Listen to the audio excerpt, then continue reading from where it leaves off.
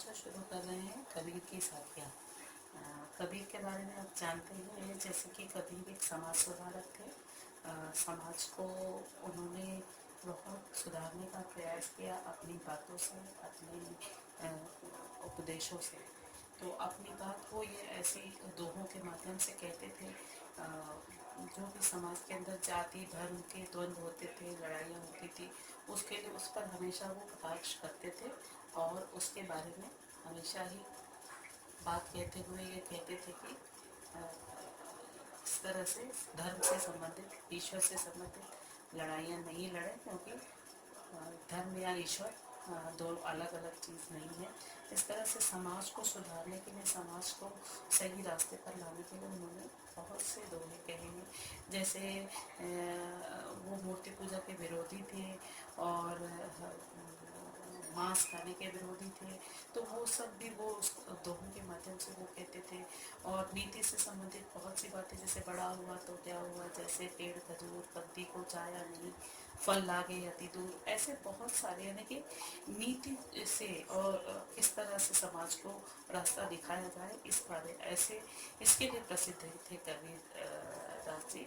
और कबीरदास जी के जन्म के संबंध में ऐसा कहा जाता है कि ये अनाथ थे और नीरू और नीला दंपति ने इन्हें, जुलाहा दंपति थे, उन्होंने इनको पाला था।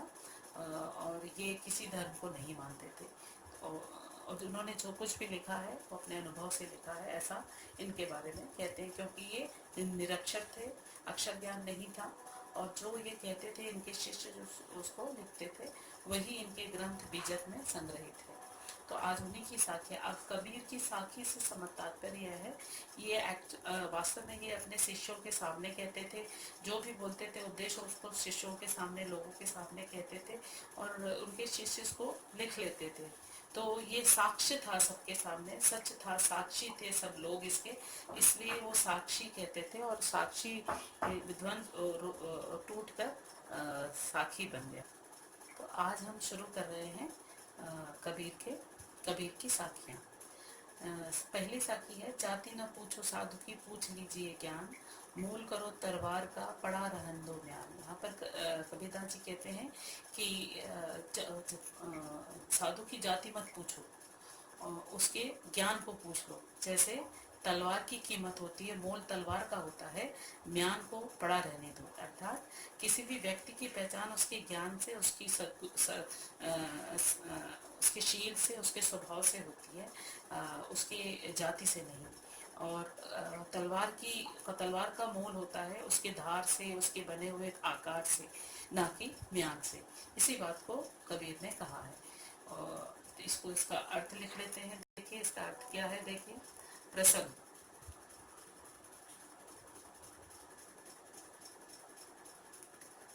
इसका अर्थ देखिए, इस पर प्रसंग लिखिए। प्रस्तुत पद्यांश हमारे पाठ्य पुस्तक बसंत के कबीर की साखियाँ पाठ से अवतरित है।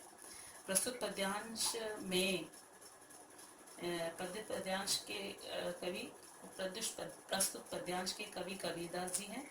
कबीर ने साधु की जाति को नहीं, ज्ञान को पूछने की बात कही है। तो ये प्रसंग, इसमें प्रसंग भी है और उसमें संदर्भ, दोनों प्रसंग में समाहित है। इसको ऐसे ही लिखना है। अब देखिए इसकी व्याख्या लिखते हैं।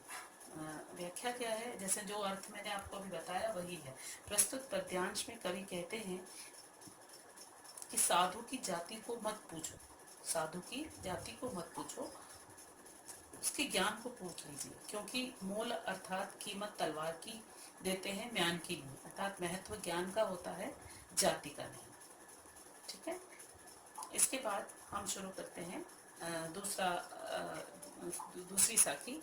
आवत गारी एक है, उल्टत होय अनेक, कह कबीर नहीं उलटिए, वही एक की एक।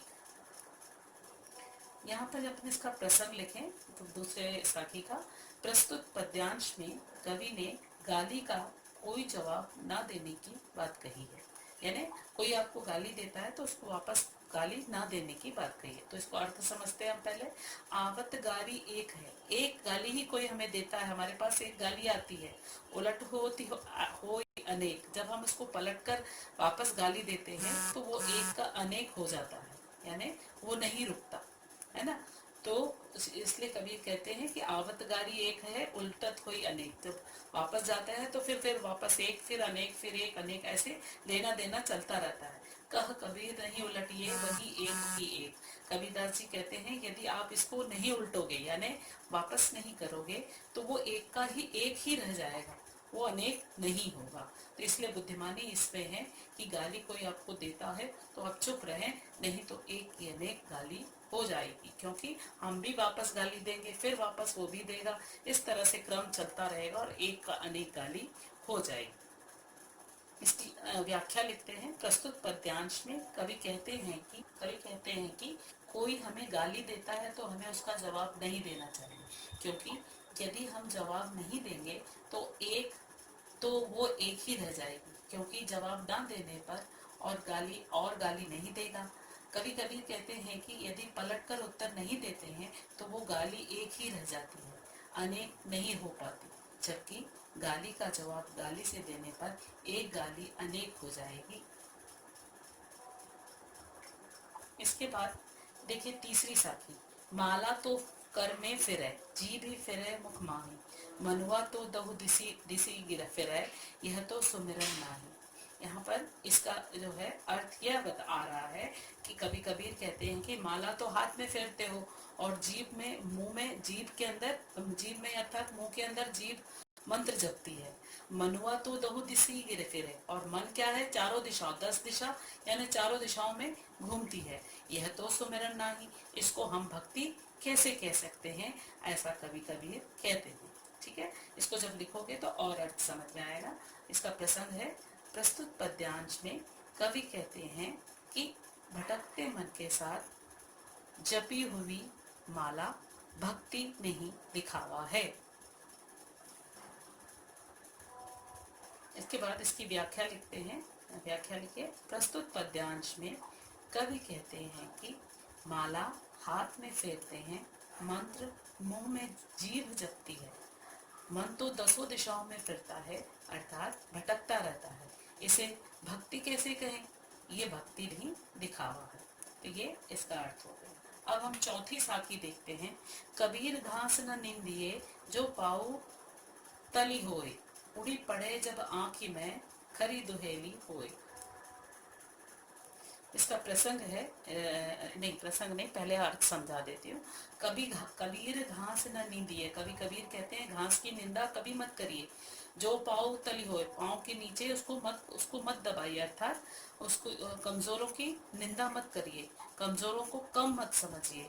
उड़ी पड़े जब आँखी में खरी दुहेली होए, कवि कहते हैं यही तिनका जो कि आप पैरों के नीचे दबा रहे थे, यदि उड़कर आपकी आँख में पड़ जाए तो आपको बहुत अधिक कष्ट दे सकता है। वैसे ही जैसे जो कमजोर होता है उसे कमजोर समझकर जब हम दबाते हैं या उसका शोषण करते हैं तो हो सकता है कि वो हमें बहुत अधिक चोट पहुंचा दे। तो इसका प्रसंग लिखते हैं। प्रस्तुत पद्यांश में कवि जो कमजोर है उनको छोटा नहीं समझना चाहिए कहा है। अब इसकी व्याख्या देखिए। कवि कबीर कहते हैं कि पांव के नीचे दबे तिनके को कभी कम नहीं समझना चाहिए, क्योंकि ये तुच्छ तिनका यदि आंखों में पड़ा तो बहुत कष्ट होता है, अर्थात कमजोर निशक्त लोगों को भी कम नहीं समझना चाहिए, क्योंकि कभी कभी ये भी गंभीर चोट पहुंचा सकते हैं। अब आखिरी है ये साखी। जग में बैरी कोई नहीं जो मन शीतल होए, या आपा को डारी दे दया करे सब कोई। यहाँ पर कवि कबीर कहते हैं इस संसार में कोई भी शत्रु नहीं होगा यदि आप अपने मन को प्रसन्न रखें, आप अपने मन को सुखी रखें, ठंडा रखें, या आपा को डारी दे दया करे सब कोई। और यदि आप अपने अहंकार को, अपने घमंड को किनारे कर देते हैं, अपने स्वार्थ को छोड़ देते हैं, तो इस संसार में सभी आप पर दया करेंगे, सभी आपको प्यार करेंगे। ठीक है, अब इसका प्रसंग लिखते हैं। प्रसंग लिखिए। प्रस्तुत पद्यांश में कवि ने अहंकार को दूर रखने की बात कही है। अब इसकी व्याख्या देखते हैं। व्याख्या है, प्रस्तुत पद्यांश में कवि कहते हैं कि इस संसार में शत्रु कोई नहीं है। यदि आपका मन शांत हो, प्रसन्न हो, तो लोग आप पर दया अथवा स्नेह करेंगे। यदि आप अपने अहम को अर्थात अहंकार को दूर कर दें।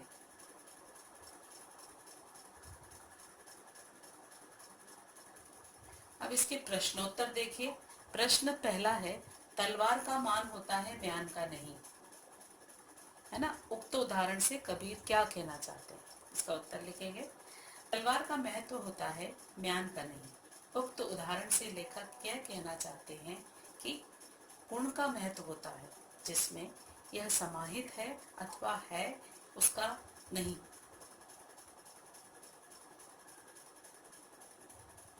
जैसे साधु तो संयमशील और ज्ञान के भंडार होते हैं।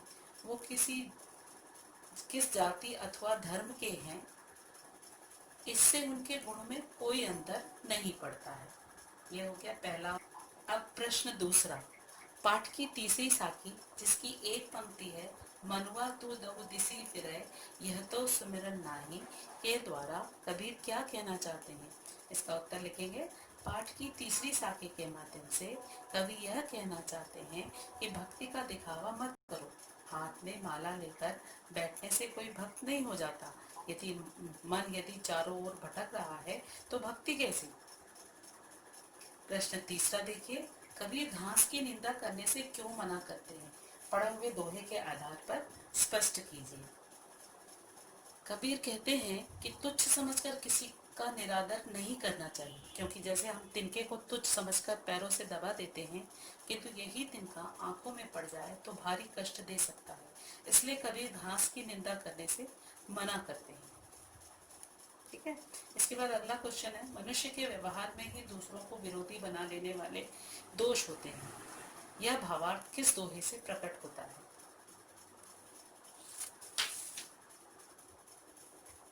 मनुष्य के व्यवहार में ही दूसरों को विरोधी बना लेने वाले दोष होते हैं। यह भावार्थ निम्न दोहे से प्रकट होता है। जग में बैरी कोई नहीं, जो मन शीतल होए, या आपा को डारी दे, दया करे सब कोय। तो बच्चों ये आपका पूरा हो गया, व्याख्या भी, अर्थ भी हो गया, उस साखी का पूरा और प्रश्नोत्तर। ठीक है, आप इसको उतार लीजिएगा और समझ लीजिए, सुन लीजिएगा। वैसे मैंने आपको समझा दिया है, फिर भी अगर आपको लगता है कि इससे भी कुछ समस्या आ रही है तो आप बात करिए।